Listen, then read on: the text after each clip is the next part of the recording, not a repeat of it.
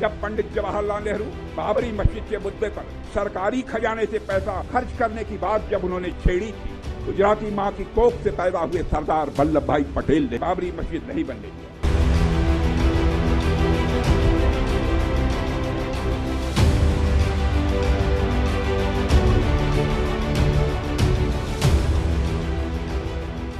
रक्षा मंत्री राजनाथ सिंह ने पूर्व प्रधानमंत्री जवाहरलाल नेहरू और बाबरी मस्जिद पर बड़ा खुलासा किया है।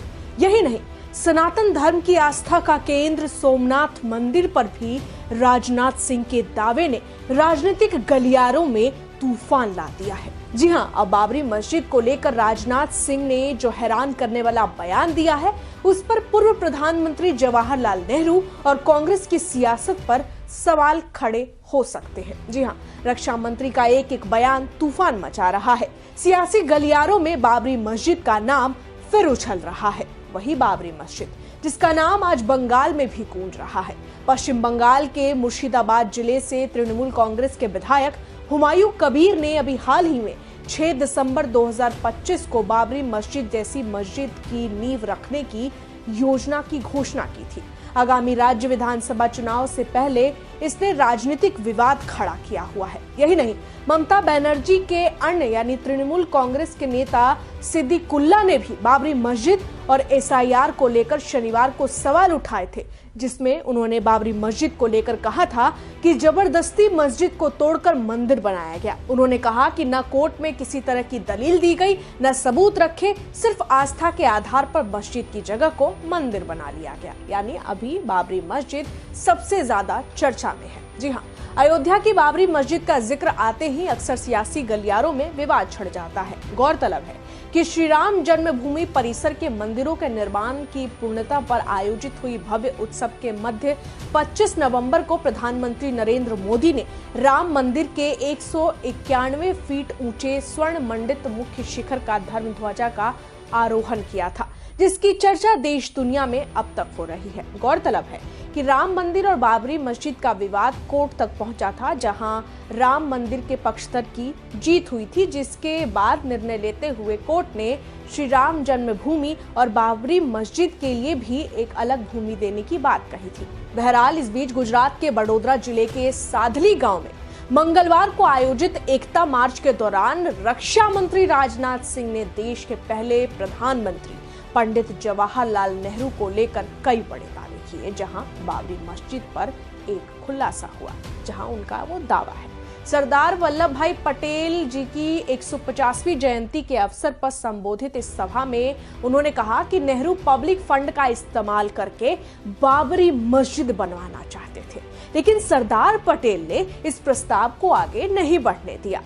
जब पंडित जवाहरलाल नेहरू बाबरी मस्जिद के मुद्दे पर सरकारी खजाने से पैसा खर्च करने की बात जब उन्होंने छेड़ी थी, सरकारी खजाने से पैसा खर्च करके बाबरी मस्जिद बनवाई जानी चाहिए, उसका भी विरोध यदि किसी ने किया था तो गुजराती मां की कोख से पैदा हुए सरदार वल्लभ भाई पटेल ने ही किया था, मेरे बहन भाई। और उस समय सरकारी पैसे से उन्होंने बाबरी मस्जिद नहीं बनने दिया। राजनाथ सिंह ने कहा कि सरदार पटेल एक सच्चे, उदार और वास्तविक सेकुलर नेता थे, जो किसी भी प्रकार के तुष्टीकरण की राजनीति में विश्वास नहीं रखते थे।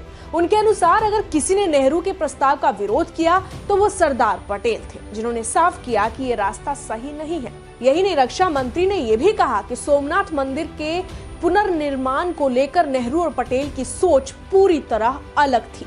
सिंह के मुताबिक सोमनाथ के जीर्णोद्धार में सरकार का एक भी पैसा खर्च नहीं हुआ। आवश्यक 30 लाख रुपए आम लोगों की तरफ से दान स्वरूप आए। एक स्वतंत्र ट्रस्ट बनाया गया जिसने पूरा काम संभाला।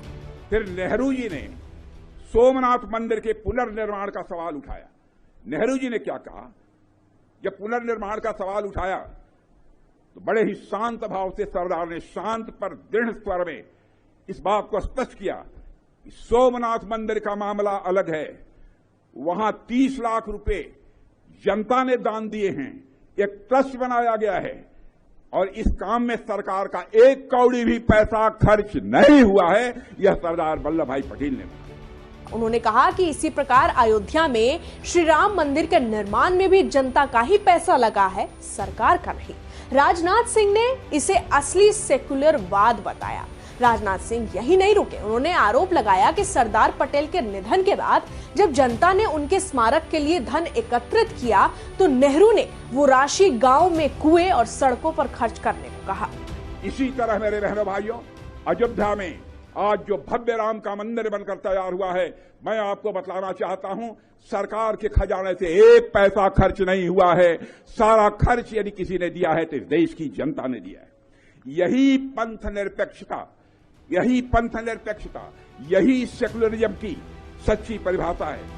यहाँ राजनाथ सिंह ने इसे ढोंग करार देते हुए कहा कि कुएं और सड़कें बनाना तो खुद सरकार का दायित्व होता है। रक्षा मंत्री ने यहाँ तक कह दिया कि नेहरू ने खुद को भारत रत्न दिया, लेकिन उसी समय सरदार पटेल को यह सम्मान क्यों नहीं दिया गया। राजनाथ सिंह ने प्रधानमंत्री नरेंद्र मोदी द्वारा बनाई गई स्टैच्यू ऑफ यूनिटी की सराहना की और यहाँ उन्होंने कहा कि जो सम्मान प्रधानमंत्री नरेंद्र मोदी ने और उनकी सरकार ने सरदार पटेल को दिया है वो किसी ने नहीं दिया, जहां इसके पटेल हकदार थे। उन्होंने दावा किया कि कुछ लोग पटेल की विरासत को छिपाने की कोशिश करते रहे, लेकिन बीजेपी सरकार ऐसा होने नहीं देगी। कुल मिलाकर राजनाथ सिंह ये कहना चाह रहे थे कि पीएम मोदी के प्रयासों से ही सरदार पटेल को इतिहास के पन्नों में फिर से एक चमकते सितारे की तरह स्थापित किया गया है। फिलहाल राजनाथ सिंह के हर एक दावे ने देश की सियासी राजनीतिक विचार में एक गहमा गहमी मचा दी है।